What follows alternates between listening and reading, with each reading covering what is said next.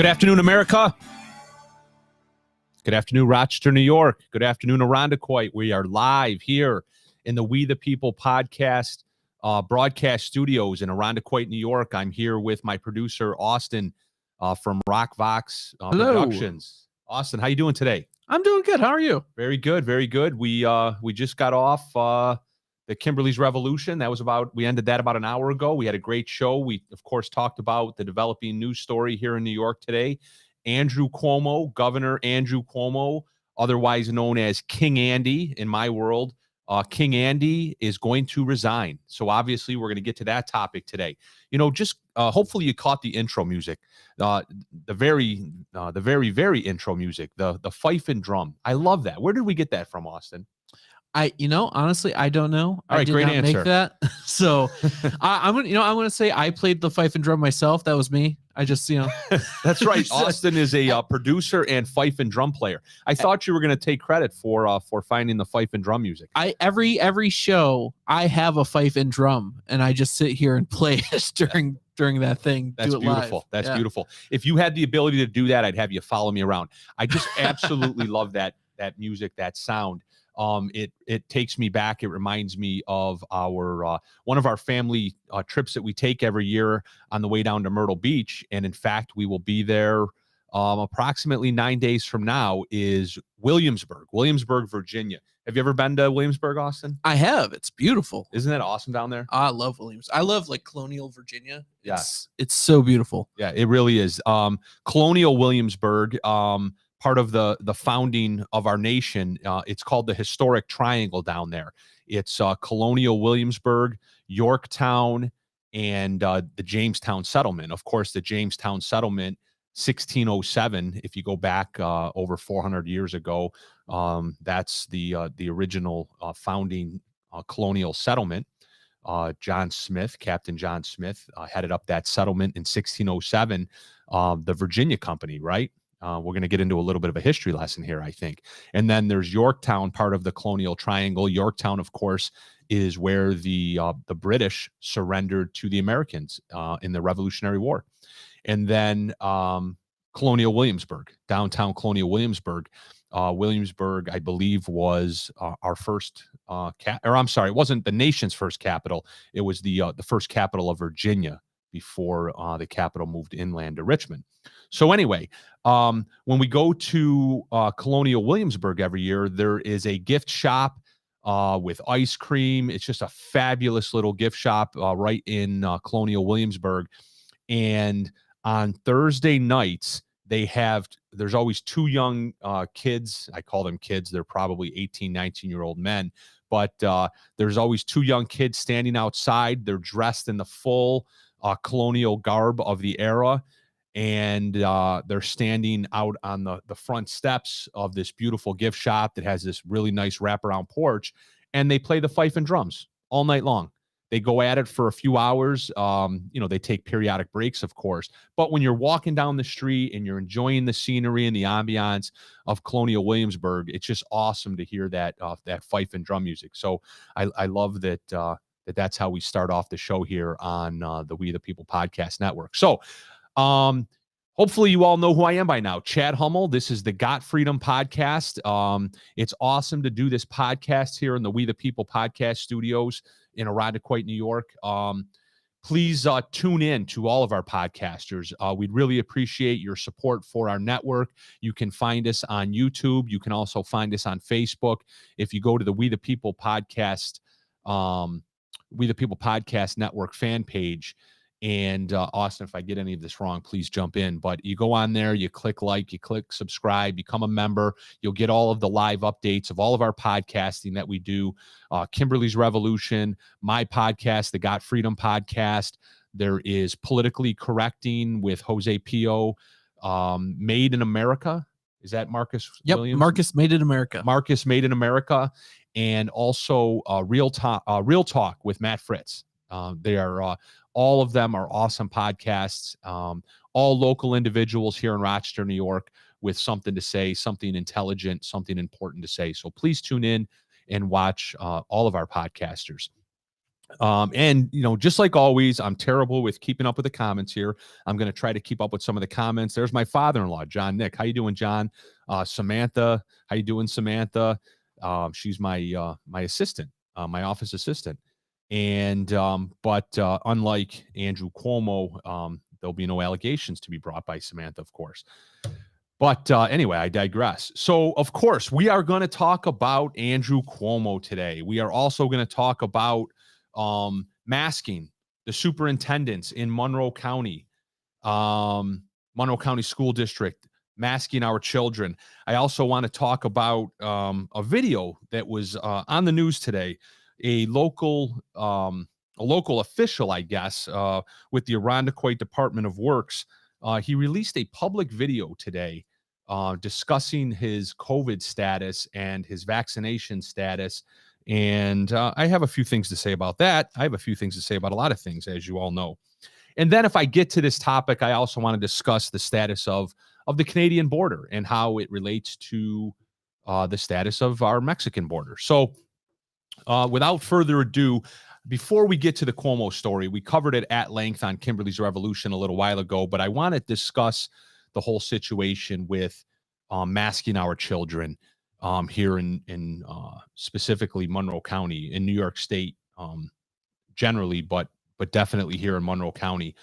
It hits home for me, of course. It's personal to me and personal to many of you because we have children in school, and this is what we're facing coming up in a few weeks. So, as you all know, for the entire school year last year, in 2020 and 2021, our children were effectively forced to wear masks indoors and in most instances outdoors while attending school. Of course, they weren't required to wear masks pretty much anywhere else that they traveled in Monroe County. While masks were most likely recommended at most settings around Monroe County, nowhere really other than schools and perhaps hospitals were masks absolutely mandated, such that you were effectively told that you couldn't enter the premises without a mask on. But for some reason, when it comes to our children, who, as we all know by now, and if you don't know by now, then you're just blissfully ignorant, I suppose. But we all know by now that children were never in danger of getting overly sick or sick at all, or even symptomatic from COVID, nor were they considered spreaders of COVID. In fact, the last time I checked, it's been a while. This still may be the case. No child under the age of 18 had contracted COVID and died anywhere in New York State. I think there was a time when that was true for the entire country. So yet we treat the children going to school like political pawns that the Democrats always like to treat people as. They always victimize everybody. They try to make victims out of everybody. And if you don't think this is a political issue, then again, I suppose you're just blissfully ignorant, because it's the Democrats, despite the news out of Albany today with Andrew Cuomo, it's the Democrats and the teachers unions that are in charge of our schools, right? That's the plain obvious truth. It's the Democrats who've been attacking the red states for months now on COVID, right? We all hear the president of the United States. We all hear the New York governor and the Michigan governor and the California governor. We hear them constantly attack Ron DeSantis in Florida, and the governor's name of Texas slips my mind. Austin, do you know who the governor of Texas is? I can't think of the name, but we constantly hear the national Democrat politicians attacking the red state governors, and yet there's been no empirical evidence whatsoever that the red state governors' COVID policies, especially when it comes to children and masking in schools, have had any negative effect. So here we are, and your children have now been away from the tyranny of their local superintendents for a couple months now, right? Most of them got out of school by mid-June, late June at the latest. So they've spent, let's say, 1 week in June, 4.5 weeks in July. That's 5.5 weeks. And now we're 2 weeks into August. So your children in Monroe County have now spent 7.5 weeks away from their so-called protectors, right? Because we all know that if it wasn't for your local Board of Education and your local superintendent, that your children wouldn't be safe, right? Because that's their job. Their job is to protect your children, to ensure your children's safety. We've heard it. We've read all the emails. We've seen all the public statements. We've heard all of the wishy-washy nonsense that comes out of their mouths as they cry that their hands are tied. And your children have not had the so-called benefit of those superintendents and those boards of education protecting them for the past so many weeks, right? Throughout the course of the summer. Yet your children are still alive, aren't they? Your children are alive and well and probably much happier. How you doing, Chris? How you doing, Brett, Patty? Again, I'm just jumping on the comments over here. I see people chiming in, so I want to make sure that I take a look and yeah, I think they're all letting us know that Abbott is the name of the Texas governor. Abbott, thank you. I thought they were referring to the pitcher, Jim Abbott, who used to pitch for the Yankees. He threw a one-hitter with only one hand. At first, I thought they just really wanted some ice cream. That's a good ice cream relate for Rochester, New York. Abbott's. Yeah. The Guardians, I love it. Thank you, Michael. The Guardians of the Youth. That's a great quote. I'm not sure if you just made that up or if you took that from a movie or something, but yes, I love that statement. The Guardians of the Youth, because that's what our superintendents and our boards of education fashion themselves to be. I'm not going to throw the teachers into this mix because, unfortunately, and not while I really have any tolerance for people who won't do the right thing because they're afraid of their jobs, etc. But I don't see the teachers as being the problem here, even though they're the ones that ultimately enforce these ridiculous rules at the schools. But ultimately, it comes down to your superintendent and your board of education. And your children, I've said this many times, your children are playing together. They're going indoors everywhere. They've been in large crowds all summer long. You've probably taken them to Seabreeze. They've probably been on the water slides. Perhaps they've been to Silver Stadium. Now I'm really dating myself. Perhaps they've been to Red Wing Stadium. Perhaps they've been to CMAC, Darien Lake. They've gone to church. They've gone to graduation parties. They've been in large crowds all summer long, indoors, outdoors, and they don't wear masks, right? There are very few children that I still see wearing masks. And you know what? Here's my take on that. Those children that are still wearing masks, I often see them. I would say it's probably 75-25. 75% of the time that I see a child with a mask on, their parents don't have a mask on. And then in 25% of the cases, and this is just my observations, but I'm out and about. In 25% of the cases where the children have masks on, their parents do have masks on. So put that small percentage aside. Those children that are wearing masks at Wegmans or wherever you see them, and their parents don't have masks on, you all know why those children are wearing masks. That's because they were brainwashed by their schools, right? They spent 9 months going to school, being forced to wear a mask. They believe that they're obligated to wear the mask. They believe that if they don't wear the mask, they're going to get sick because that's what they were taught at school, right? Did anyone pay attention to Zoom school over the past 9 months? Did anyone have a chance to listen in on what the teachers we're filling our children's minds with when it comes to masking? Often they weren't teaching math, science, and social studies. Oftentimes they were talking to our children about how to properly wear a mask and when they should wear a mask and why they should wear a mask and why it's good for society for them to wear a mask. And that has an impact on young, impressionable children, right? To the point where 7-8 weeks into the summer months, when even their parents don't wear a mask because even their parents know better, they're still walking around with a mask on.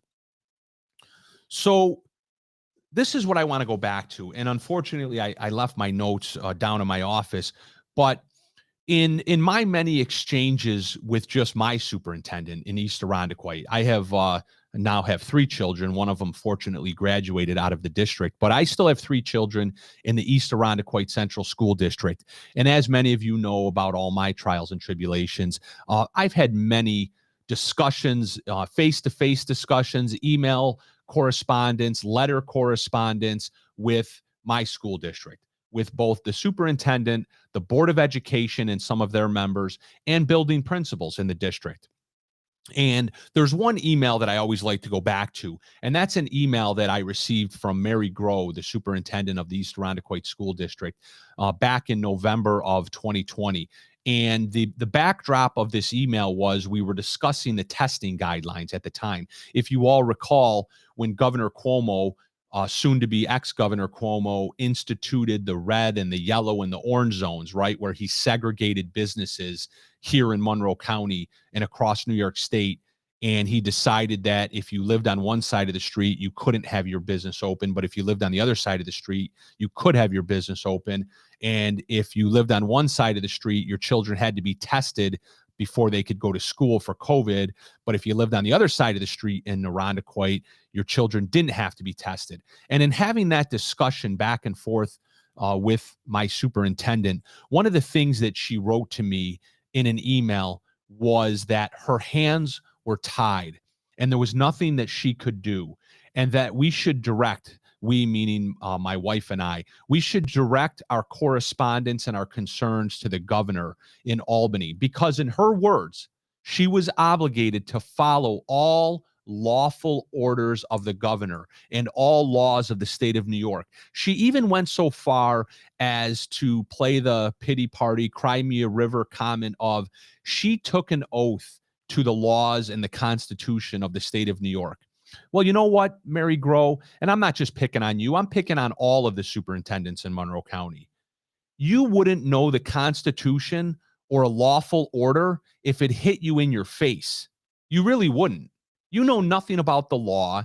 And more importantly, you know nothing about the Constitution and the principles that it was founded upon, right? The principles of individual liberty, individual choice, and freedom. You wouldn't know anything about it. Maybe you should take a trip to Colonial Williamsburg. Maybe you should take a trip to Yorktown, and you can learn all about history so that you could speak wisely when you type your emails about why you think you're obligated to force our children to wear masks. So, but here's the cool thing. Here's the beauty. The beauty is that just about 10 days ago, the New York State Department of Health released a public statement indicating that they would not be issuing any guidance on school reopening, and nor should they. I mean, does anyone recall so long ago? I mean, Austin, I'm so old to remember 2 short school years ago. I'm so old that I can remember the 2018 school year and the 2017 school year and the 2016, 15, 14, 13, 12. I can remember all of the school years pre-COVID where you went on summer vacation and then you went back to school, right? You got out of school, you enjoyed the few short weeks that you had. Maybe if you're lucky, you went on a family vacation. And then all of a sudden, you started hearing the Target and the Walmart ads for back to school supplies. And then you went back to school and that was it. But now, for some strange reason, all we hear from the government and from the local news media and all of the individuals who never really had enough power in their lives, so now they're trying to usurp it. I'm talking to you, Mike Mendoza, and you, Bob Duffy, and you, Adam Bello, and you, Mary Grow, and you, Kathy Groutman, superintendent of Greece, and you, Sean Putnam, I believe, the superintendent of Penfield, and Carm Gamina. Oh, wait, he's gone too. He joined the ranks of all those former abusers that got kicked out of office. So I'm talking to you, right? Why, since the governor already declared that the emergency's over, he's lifted all of the emergency powers that were wrong, of course, right? All of these emergency powers that he had were illegal. They were unconstitutional. But in any event, it's neither here nor there now. They're all gone. He lifted them all. The pandemic's over. The emergency's over. It's back to status quo. It's back to status quo, yet these people cannot let go of the power trip that they've been on for 18 months. These superintendents, these local health directors like Mike Mendoza, these local county executives like Adam Bello, they cannot let go of their power trip. So they keep coming at us. They keep coming at us. In fact, just 1 hour ago, and I haven't had a chance to go back and watch it, but just 1 hour ago, Adam Bello and Mike Mendoza gave a press conference. So I can only imagine what that was all about. Certainly it was probably about masking and our children going back to school. But quickly, let me back up. New York State Department of Health, which is who the superintendents claimed that they were having to follow last year when it came to masking. So every time you contacted your superintendent and every time you complained about the masking mandates, you know what your superintendent's answer was. My hands are tied. There's nothing I can do. Governor Cuomo is making us do this. They made it sound like they agreed with us, right? Some superintendents came right out and said that. I have a video clip. I have a recorded audio clip, I should say. I have a recorded audio clip of a local Monroe County athletic director at a school district, East Irondequoit. His name is Kyle Vacanti, the East Irondequoit athletic director. And I have him on audio clip. I'm not going to play it here today, but trust me, I have it. I'll use it when I need it. I have an audio clip of Kyle Vacanti referring to the masks as stupid, and we all just have to wear them for now because we're being told to, and we have to do it, and so forth. His words, these things are stupid, okay? So they all told us that the masks are stupid, but the only reason why we had to comply and go along to get along was because the governor was making us, and the New York State Department of Health, led by Howard Zucker, was making them do that. People like the parents that I was working side by side with, and all of the local advocates that I was working side by side with over the past 18 months, we all knew that was a lie. We all knew that we, the people, we, the parents, have the power to dictate how our children are educated, right? And of course, even more importantly, how they're treated from a medical standpoint, which is what masking is. It has nothing to do, of course, with education. It's completely a personal medical choice, right? But we all knew that that was a lie. But now the lie has been exposed, right? And it's being exposed because now the superintendents and the athletic directors and all the local powers to be, they no longer have that excuse. They can no longer sit here and lie to your face and tell you that New York State is who's making them do this, right? There's no lawful order anymore, is there, Mary Grow? Andrew Cuomo, Howard Zucker, they're not telling you to mask our children anymore, are they? So to my local school boards, who's telling you now that our children have to be masked? You are. You are. That's right. Because you always wanted them to be masked. Because it's about your power and your control. And you're beholden to none other than the teachers union, right? The all-powerful, almighty New York State Teachers Union, right? The NYSUT, New York State Union of Teachers. And even the federal union of teachers. I'm not sure what the hell that's called, but there's a powerful federal union too, right? That's what this is all about. So your hands are untied and you're still sitting on them. And we're all sitting here as parents, even though it's within our power and it's within our control not to mask our children. We're all sitting here wondering and waiting for you to officially come out and tell us what your grand opinion is on whether our children should wear masks. And I guarantee, just like we saw Dr. Mike Mendoza in a Pittsford restaurant photographed not wearing a mask the same day he came out and said that even vaccinated individuals should be wearing a mask while they're indoors now because of the scary Delta variant. He was caught without a mask on. And I know that all of these superintendents and all of these boards of education members, they've probably all traveled around the country on vacation this summer because they all make over $200,000 a year. And we all know that they attended parties all summer long. And we all know that they've gone to restaurants indoors all summer long and have attended conferences all summer long, concerts all summer long. And they've probably all been unmasked while they did it. Yet they're all going to show up on September 5th and September 6th, and they're going to have their masks on, and they're going to speak quietly and softly and tell you that they know better and that they're doing it for the health and safety of your children. And they're doing it, why? Because we just want to have our schools open 5 days a week, and we just want to protect little Johnny and Mary. Well, you're all liars. You're all liars, because there's nothing preventing you from opening our schools 5 days a week, right? That was your excuse last year. Oh, we're just happy that we're back in school. We're just happy that we're able to do this hybrid. The reason why we're able to do hybrid, the reason why we're even able to bring your children in 3 days a week is because we're masking and we're social distancing. But now somehow we're able to go back to school this year. Social distancing? I don't know. Is that a thing anymore? Masks? So let me get this straight. Last year, the reason why we couldn't go back to school and have all of our children wear masks is because why?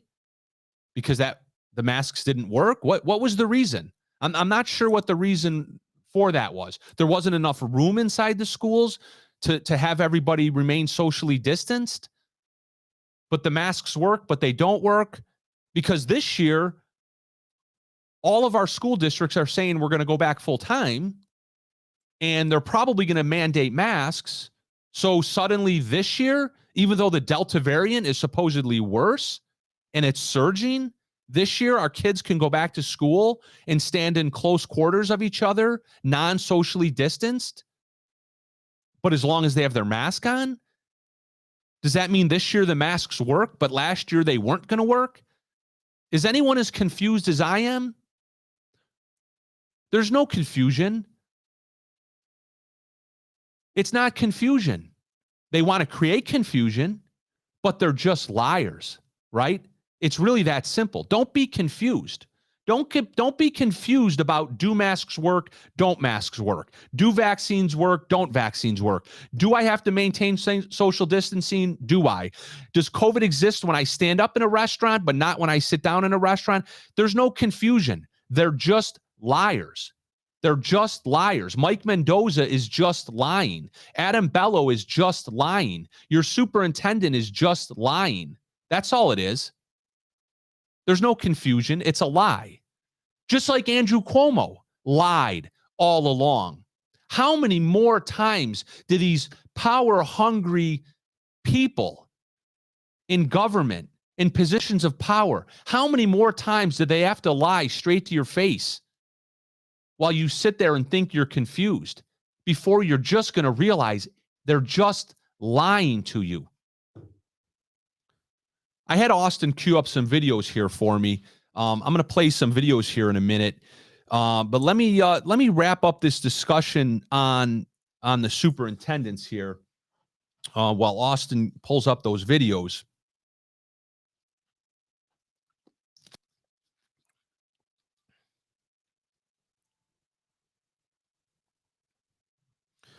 You know, lately, leading up to this school year, many of you are probably listening or watching, or you'll listen or watch later. I've received dozens of messages from parents and even teachers, dozens of messages a week over the past few weeks, and quite frankly, over the past several months. But it's really heating up lately from concerned parents wondering about masking and vaccinations and sending their kids back to school.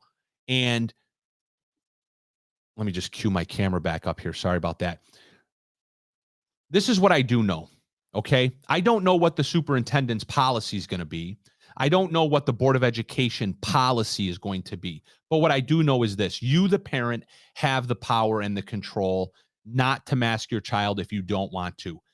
Force their hand, call their bluff.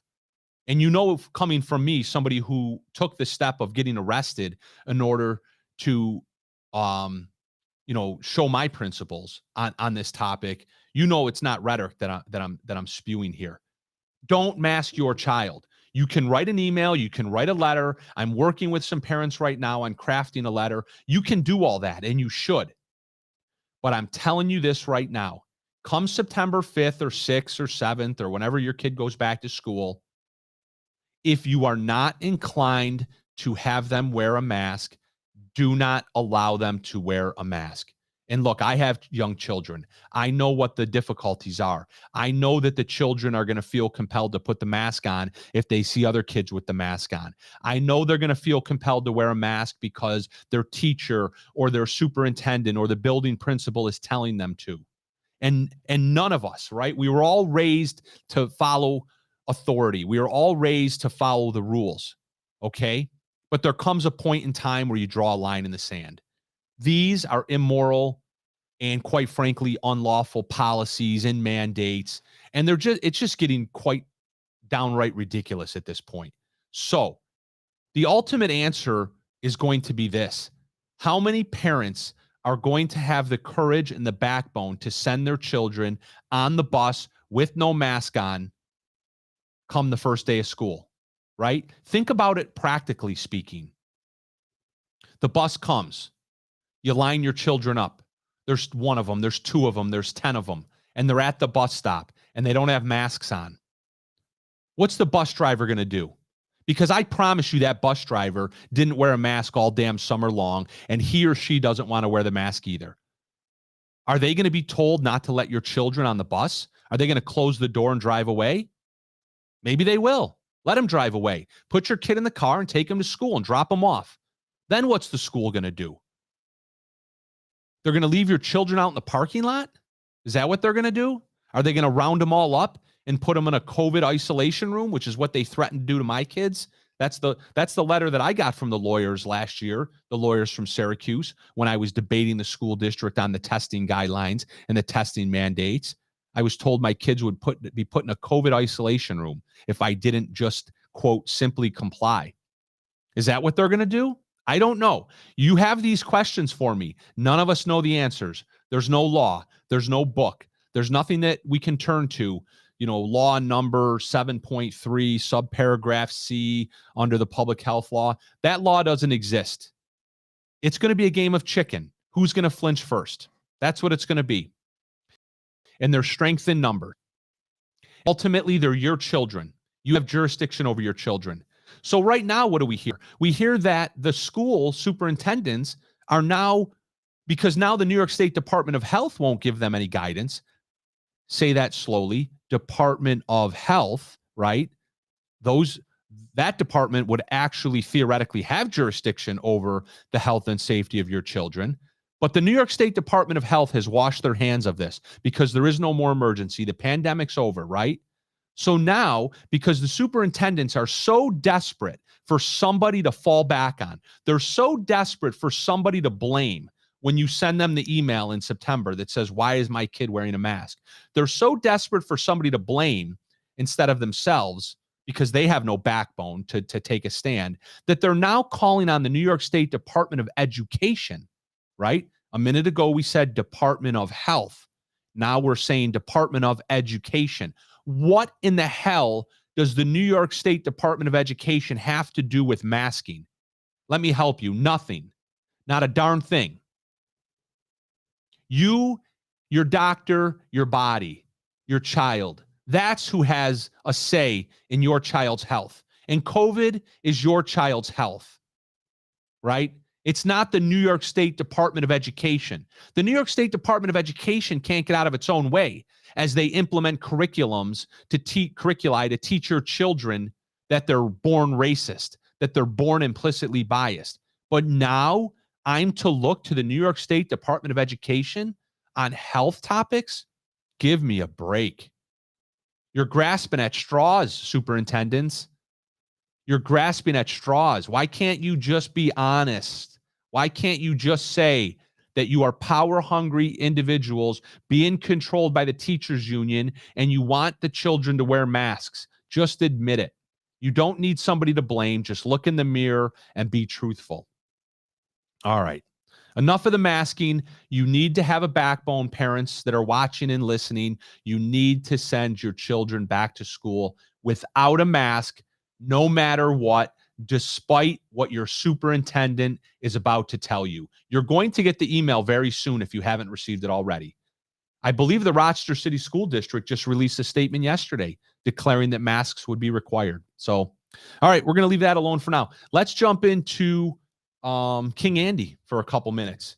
All right, I managed to chew up 36 minutes there. So King Andy, as you heard today, 14 days left. He's going to resign, right? What's he doing for the next 14 days? I have no idea. I don't ever recall somebody in his position giving himself a 14-day grace period, so to speak, right? Elliot Spitzer, he resigned in shame. He walked away. I mean, you name it. The list goes on. It's a long list. Who was that? Was it the senator or the congressman out of Minnesota a few years ago? He was formerly a comedian. Do you remember who I'm talking about, Austin? That was President Nixon. No, not Nixon. No, this was, I don't know, maybe a decade so ago. He was a disgraced. He was caught on a picture went viral where he was it looked like he was faking grabbing the breasts of a woman in military uniform. Oh, she was sleeping. Who was that? What was his name? He was a senator out of Minnesota. I know the story you're talking now, but But anyway, the point is that he resigned. When that picture went viral, he resigned. Was it Al Franken? Yes, Al Franken. Thank you, Kim. Oh yes, Kim Morgan. Spuck. Kim Morgan Spuck. Thank you. Yes, Al Franken. You resign, right? When the shit hits the fan, you resign. But Cuomo gives himself 14 days. So look, we all know that Cuomo's a lying, hypocritical piece of garbage, right? And we have the proof, of course, right? Back in 2018, when Brett Kavanaugh was up for nomination to the United States Supreme Court, and there was a quote-unquote allegation from 30 years ago. No investigation, no fact findings done by the same political party, a la what just happened to Andrew Cuomo. Andrew Cuomo was investigated by the Attorney General of the state of New York, who is a dyed-in-the-wool Democrat, who conducted the investigation at his request, okay, and made factual findings after interviewing over 170 witnesses. Yet when Brett Kavanaugh was alleged to have done wrongdoing from 30 years ago without any investigation, without any fact findings, this is what Cuomo had to say.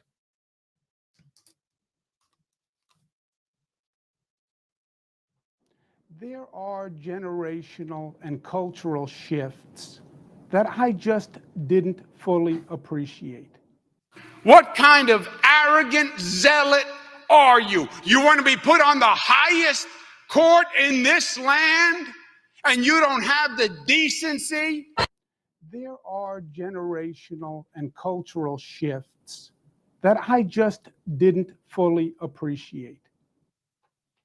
Wow. Do I even have to say anything after that? I will, but do I have to? In 2018, he's screaming, right?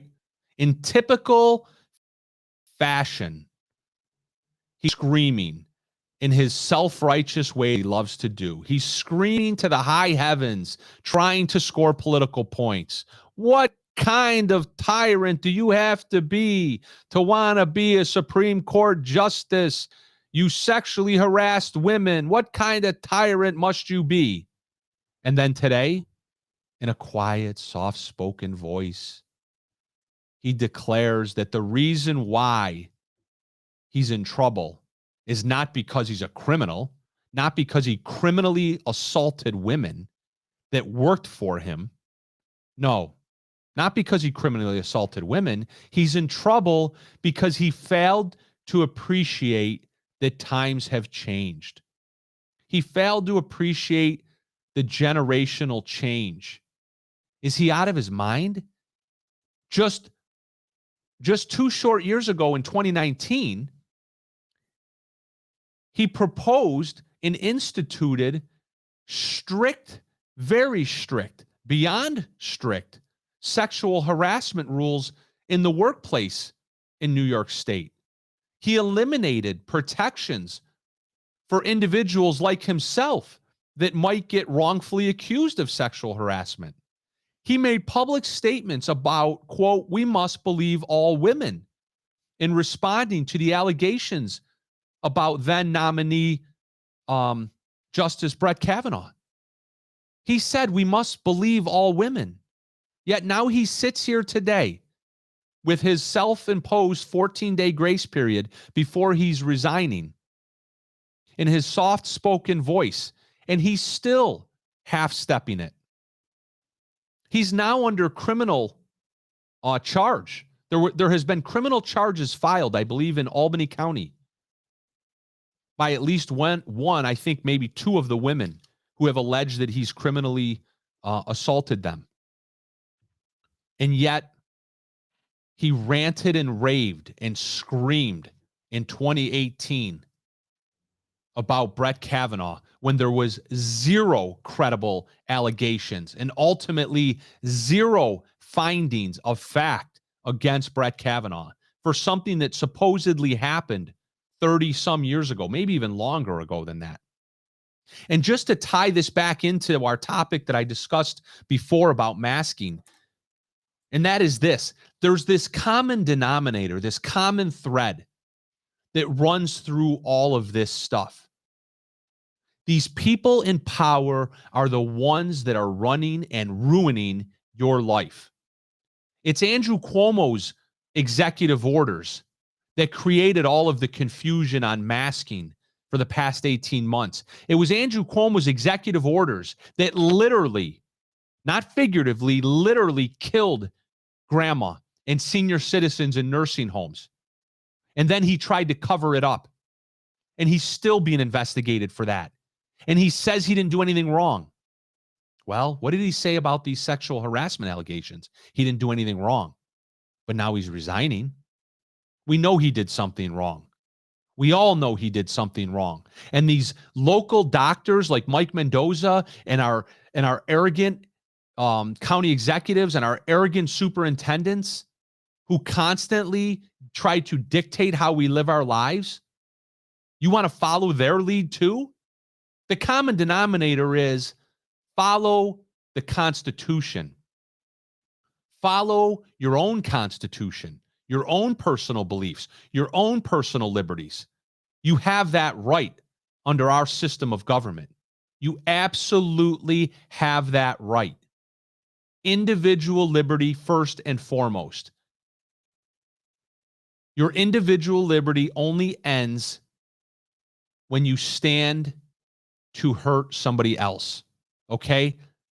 Simple principle of self-defense. It's okay to murder somebody, so to speak. It's okay to commit a homicide, I should say, in self-defense, right? You have that individual liberty to first and foremost protect your own life. That's how it goes in America, right? We all know that. And it does get very confusing when you have clowns like Andy Cuomo and Joe Biden constantly screaming from the rooftops about how they know better for how you should run your life. You do get confused. And when you do get confused, all you have to do is stop, take a deep breath, and remember, first and foremost, you have the Constitution of the United States that protects your individual liberties, right? Your individual rights and your individual liberties to decide how to live your life, right? To pursue your happiness. So I don't really need to cover the Andrew Cuomo thing too much more at this point. It's phenomenal news. It's bombshell news. I'll be honest, I didn't think it was going to happen, right? I mean, we've spent many years living under the ridiculous, hypocritical, tyrannical rule of Andrew Cuomo. And we never thought it was going to end, right? We thought he was going to hold on to power forever. He is going to hold on to it for 14 more days, apparently. I'm shocked that he finally took this step to formally resign. Certainly, he must have seen the impeachment writing on the wall and figured this was a better option, right? So that's where we stand. Before we get into that situation that I mentioned about the local Irondequoit Department of Public Works individual who released a public statement about his COVID status and his vaccination status in kind of a weird, just a weird kind of way. I want to quickly touch on the situation of the Canadian border. We just heard recently, I think it was today perhaps, that the Canadian border is now opening up. It's opening up one way. It's opening up for Canadians can now come into the United States, I believe, right, Austin? Yeah, I think so. But Americans, residents of the United States, we can't leave our country to go to Canada. I guess that's how it works. So here's my question. I posted this on Facebook, I think yesterday or maybe earlier today. Every once in a while, these random thoughts pop into my mind, and I'm not sure if these are thoughts of something that's so hypocritical, or maybe I'm missing something. So honestly, jump in and tell me if I'm missing something here, listeners. And that is this. The Mexican border in Texas and Arizona is more or less wide open, right? I mean, legal aside, laws aside, rules aside, the border's open. People are coming in every single day. Now, put the politics aside, right? We all like to say that, but I mean it. Put the politics aside. I don't care whether you think that people should come in unobstructed through Arizona and Texas, or should they succumb to a full body cavity search before being shipped on back. I don't care how you feel about that issue. The fact of the matter is, people are coming across the border by the hundreds, if not thousands, every single day, week, and month right now on the southern border. I don't believe they get tested for COVID. I don't believe that they're obligated to get tested. Even if they are, obviously we know that hundreds and thousands are escaping that aspect of it by crossing in the middle of the night, right? Escaping border security and so on and so forth. We all know that they make their way into our country, legally or illegally. Yet, why has the northern border been closed all this time? Does that strike you as odd at all? Why has the northern border been closed? Why have not individuals from Canada, our friends to the north, why have they not been able to travel through our northern borders in Michigan, in New York, in North Dakota? Why have they not been able to travel into the United States? Because of COVID? Really? Is that the reason? Okay. I always like to take these people at their word, these liars, take them at their word, and that's how you'll prove their lie. Okay, fine. Let me take you at your word. COVID is so bad. It's so dangerous. We need to shut our northern border and prevent any Canadians from coming across the border into the United States. But everyone can come through the southern border? Right? Really? Anyone at any time, legally or illegally, could come through the southern border this entire time? For the very 18 months that nobody was allowed to come across the Canadian border into the United States, in New York, in Michigan, and all of the other border states further west from there, during that exact same period of time, the southern border has been wide open. Is there only COVID in Canada? Is it like the sit down and stand up rules in the restaurants? Is that how it works? Is there a different kind of COVID to the north than there is to the south? Or are they just all corrupt liars? Well, we don't name our shows here on the Got Freedom podcast, but if we were to name this show, it would probably sound something like, quote, "They are all liars," close quote. How's that for a name, Austin? It's catchy. It's catchy, right? I love how he humors me. So, thank you, Brett. Brett says that's a great question. Brett also says Canada probably doesn't want their citizens escaping the communism there. I love it. You know what, Brett? As I was posing that question just now, I was actually thinking, is there something to that? Honestly, I know you were probably being a bit facetious there, or who knows, maybe you're being serious, but I think that's a legitimate question. We all know that Canada has gone even above and beyond the ridiculousness that some of the governors in the United States have as far as their COVID regulations. So perhaps Canada was looking for some sort of, I don't know, self-justification, like a self-fulfilling prophecy, so to speak. Yeah, he says he's serious. He's probably right. Yeah, I mean, people from Lori Rodwell says people from the southern border are future Democratic voters. Look, that's the truth, right? There's probably many truths. That's one of them, Lori. No doubt about it. That another one of my thoughts as I was posing the question. Let's face it, the people coming across the southern border are promised all of the Democrat gifts that Democrats love to promise, right? All of the entitlements, the welfare, the free health care, the free education, the free college, free. They're promised everything free, right? And again, it doesn't matter what your politics are. That's a fact. The fact of the matter is they're promised everything free and they're given everything for free. So what are they more likely to vote? The people that are giving them the free shit. What's the word I'm looking for? What's the I don't know. What's the nature of a border crosser from Canada to the United States? Tourism? Business? Let's see. Visiting family members, right? Tourists, they come and go.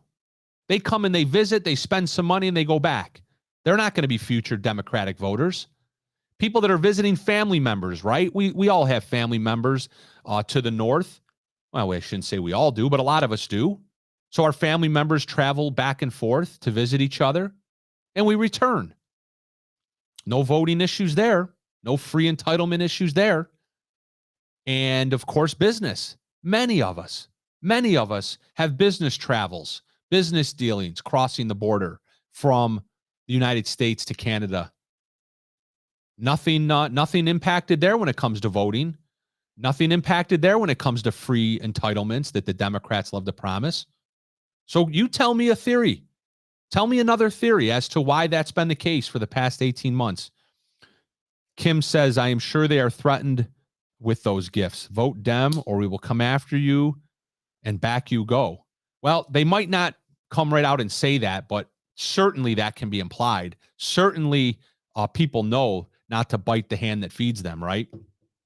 So, all right. Well, we're getting dangerously close to running out of time here, even though I can't really run out of time because I kind of own all this equipment. So I can just keep talking all night, except I do have a boss and her name is Maggie and her last name is Hummel because she took my last name because she's not woke.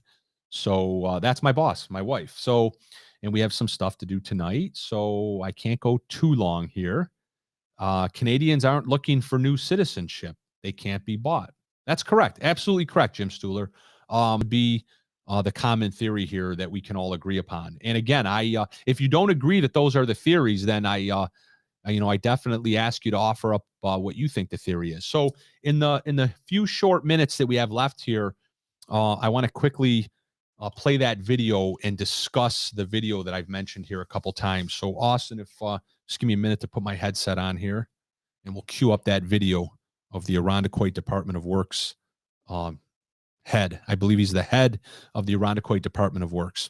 A breakthrough infection. Local Irondequoit Department of Public Works Superintendent Bob Kiley confirms he has the coronavirus for a second time, this time even after being fully vaccinated. Let's stop there, Austin. And 3 young children. You know, I love how, the news media, they're complicit in everything. They get their talking points from the government and from their other more powerful media outlets at the national level, the AP Wire, etc., all of the global media conglomerates, and they all have the same talking points. Quote, breakthrough infection, close quote. What in the hell is a breakthrough infection? Is that a scientific term? Is that an empirical term? Or is that a political term, right? Or is that a political term so that those of you that went out and got vaccinated because you believed, number one, that you had to, and number two, you believed that it was actually going to work, now they've come up with this terminology called breakthrough infection to get you to think that, oh, it's just a breakthrough, right? It's not that the vaccine doesn't work. It's not that you wasted your time and energies and beliefs and faith in the medical process that is the vaccine. No, it's not that. It's just a quote unquote breakthrough infection. So the point here is why do they have to start the story with that nonsense, that propaganda? It's an infection.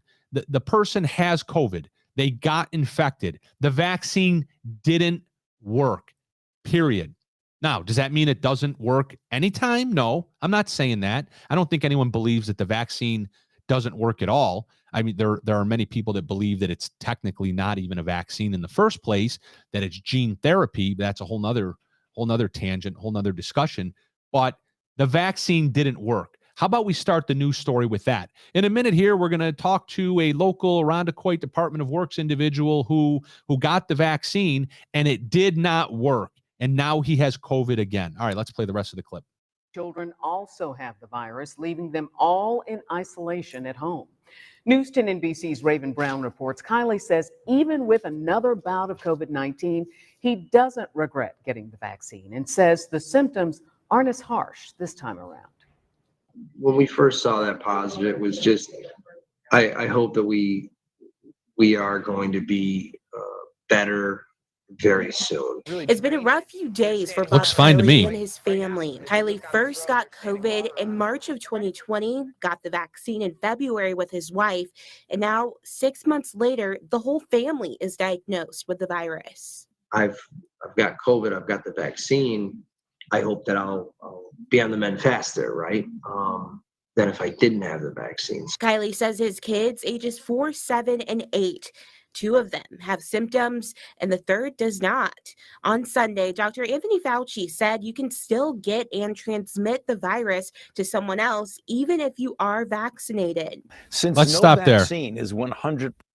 Before we listen to this asshole, Dr. Fauci, I can't believe that I haven't mentioned him so far in this podcast as far as the tyrannical, quote unquote, leadership that you're taking your orders from.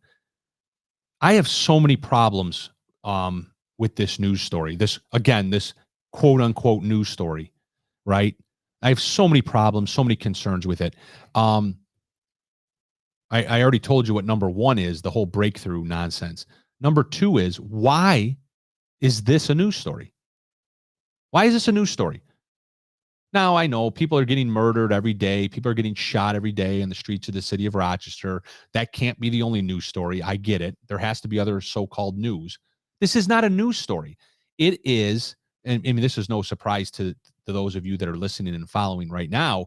But you know, maybe by chance there's one person out there that doesn't believe me and they're following and listening, and maybe they'll hear this and have a change of thought. I don't know, but this is nothing but a propaganda piece, right? This is nothing but a propaganda piece about so-called breakthrough vaccinations. And to get somebody up on TV that's local, that has a position in the local community. I believe he's the head of the Department of Public Works in Irondequoit. So get somebody up on TV that might have a little credibility behind him because of the position he has, and put his 3 beautiful children on TV and make it a nice, sad, soppy story, and declare that, hey, don't worry, the vaccine works. This is just a breakthrough vaccination. And they get him to say, quote, I don't regret getting the vaccination. Well, who said that you should regret it? You know, people project, right? You all know what that means when somebody projects. People project the lie. And look, I'm not picking on this guy. I don't know him, and he's probably a great person. He's probably a neighbor of mine for all I know, and I don't begrudge him at all. I really don't. But I do know that he's being used, and I don't think he's complicit in being used, or maybe he is, but he's being used, right? He's being used by Mike Mendoza's office. He's being used by the media to perpetuate the propaganda regarding the vaccine. And apparently the vaccine isn't working the way they wanted it to work, right? And apparently not enough people are getting the vaccine. So they need to get people to come on TV and say, hey, even though I got vaccinated and even though the vaccine doesn't work, I don't regret it. Well, I don't give a shit. Number one, I don't care that you have COVID. Number two, I don't care that you got vaccinated. And number three, I don't care if you regret getting the vaccination or not. How is this news? It's not. That's the point. It's just more propaganda being shoved down your throat leading up to school. Let's put these 3 children up on TV. They're school-age children. Irondequoit's a small community. I'm sure thousands of people in Irondequoit know this individual, and he's probably a beautiful friend and family member and colleague and neighbor. And I really do mean that. He's probably all of those things. So he's somebody to believe, and he's somebody that's trustworthy to those of you out there that know him. And he's being used. He's being used to push the COVID propaganda. Let's listen to now asshole Fauci. Percent protective, there will be what we call breakthrough infections. There it is. That's the bad news. That's the bad news is that almost invariably that will be an infection that is either without symptoms or minimally symptomatic, which means the vaccine still protects extremely well against severe disease leading to hospitalization and deaths. Kylie agrees. And I can base that off of March 2020. I was fevering 102, 103, and it was 3 days long. And I mean, from sweating the bed to freezing, sweating the bed to freezing. Here, I've had a fever of 99.5 to 100.5. And I've had that over the last 3 days, 2 days, 2.5 days, whatever it's been. And ultimately, I haven't gotten anywhere near those high fevers. Dr. Fauci, among many health officials, urging those who don't have the vaccine to get the shot and help get the spread under control. It sounds like it's prudent, honestly, if we can curb it now. And all right, that's good. And look how the news reporter plays along. Dr. Fauci urges that you get the shot to prevent the spread. Dr. Fauci just told you in the camera that you can still get and transmit COVID with the vaccine. He just told you that. Yet the news reporter still runs with the propaganda to go get the vaccine because it'll stop the spread. Horse shit, right? Horse shit, and you know it. Here's the best part, right? So this gentleman says that that the symptoms this time around aren't nearly as bad. And certainly he knows empirically and medically that that's because he was vaccinated. Or maybe it's because you already had COVID and you have natural immunity. Could that not be the reason? I don't know. But could it not be the scientific medical reason if we actually did a real empirical study with placebos and double blinds and all that nonsense that we learned in, 9th grade and 10th grade? And I never learned any of it, but whatever grade those of you that learned all that stuff learned it. Yeah. Or maybe this.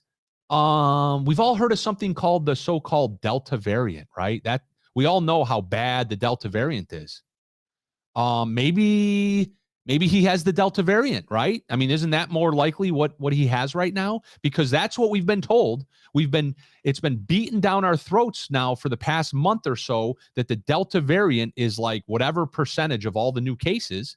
So if I'm to assume, based on what I've been told by these so-called medical experts, that he has the Delta variant right now, then wouldn't his symptoms be worse?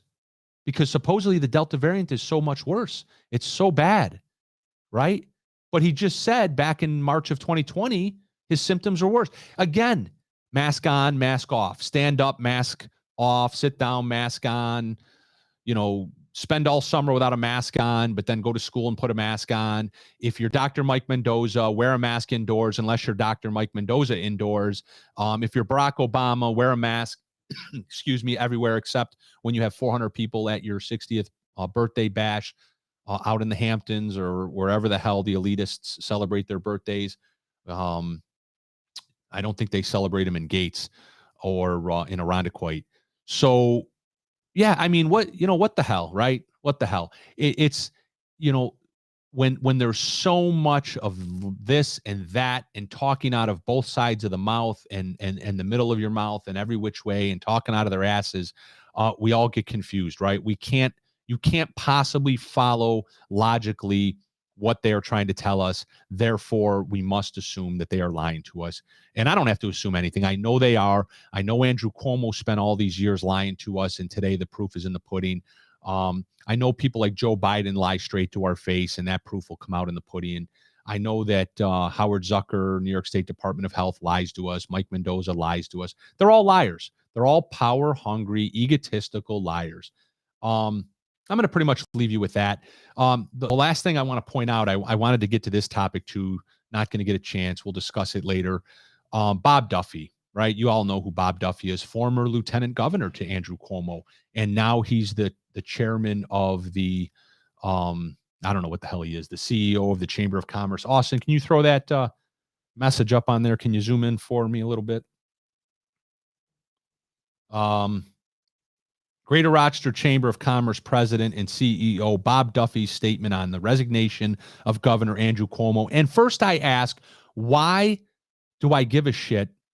And by the way, my wife told me not to swear anymore because she wanted the kids to be able to watch my podcast. So I'm sorry, this is another podcast that the kids aren't going to be able to watch. But they hear all this around the dinner table anyway without the swearing. So why do I care? Why do you care what Bob Duffy's statement is on the resignation of Governor Cuomo? Bob Duffy doesn't have any sort of position politically anymore, allegedly, that we would care or that he would need to give a statement. Or is Bob Duffy projecting?